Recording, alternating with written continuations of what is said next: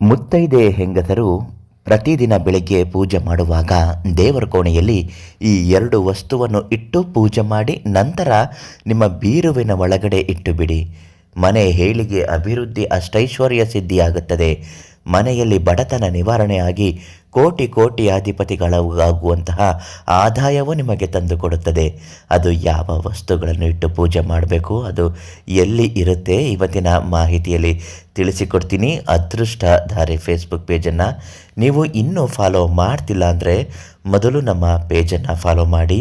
ನಿಮ್ಮ ಕಷ್ಟ, ದುಃಖ, ಸಮಸ್ಯೆ ಎಷ್ಟೇ ಕಷ್ಟದಲ್ಲಿ ಕಠಿಣವಾಗಿ ಇದ್ದರೂ ಪ್ರಧಾನ ತಾಂತ್ರಿಕರು, ದೈವಜ್ಞರು, ಕಾಳಿಂಗರಾವ್ ಗುರುಗಳು ಅವರಿಗೆ ಒಂದು ಕರೆ ಮಾಡಿ ಸಂಪೂರ್ಣವಾಗಿ ನಿಮ್ಮ ಪ್ರತಿಯೊಂದು ಸಮಸ್ಯೆಗೂ ಪರಿಹಾರವನ್ನು ತುಂಬ ಚೆನ್ನಾಗಿಯೇ ಹೇಳುತ್ತಾರೆ. ಎಷ್ಟೋ ಜನರಿಗೆ ಮನೆಯಲ್ಲಿ ಬಡತನ ಇದ್ದಾಗ ಅಷ್ಟೈಶ್ವರ್ಯ ಸಿದ್ಧಿ ಆಗಲು ಸಾಧ್ಯವೇ ಆಗುತ್ತಿರುವುದಿಲ್ಲ. ಎಷ್ಟೋ ಜನ ಸಾಲ ಮಾಡ್ಕೊಂಡಿರ್ತಾರೆ, ತೀರ್ಸೋಕ್ಕಾಗ್ತಿಲ್ಲ. ಯಾರಿಗೋ ದುಡ್ಡು ಕೊಟ್ಟು ಕಣ್ಣೀರ ಮೇಲೆ ಕಣ್ಣೀರು ಹಾಕ್ತಾ ಇರ್ತಾರೆ, ದುಡ್ಡು ವಾಪಸ್ ಬಂದಿರೋದಿಲ್ಲ.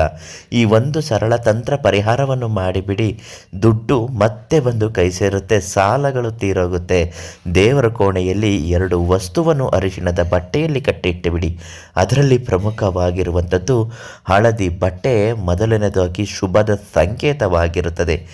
ಎರಡು ಅರಿಶಿಣದ ಕೊಂಬುಗಳು, ಇದು ಸಾಮಾನ್ಯ ಅರಿಶಿಣದ ಕೊಂಬಲ್ಲ, ಎರಡು ಅರಿಶಿಣದ ಗೋಮತಿ ಅರಿಶಿಣದ ಕೊಂಬು ಅಂತಲೇ ಕರೆಯುತ್ತಾರೆ. ಇದು ಕುಬೇರ ಲಕ್ಷ್ಮಿ ವ್ರತ ಪೂಜೆಯನ್ನು ಮಾಡುವಾಗ ಮಂತ್ರಿಸಿದಂಥದ್ದು.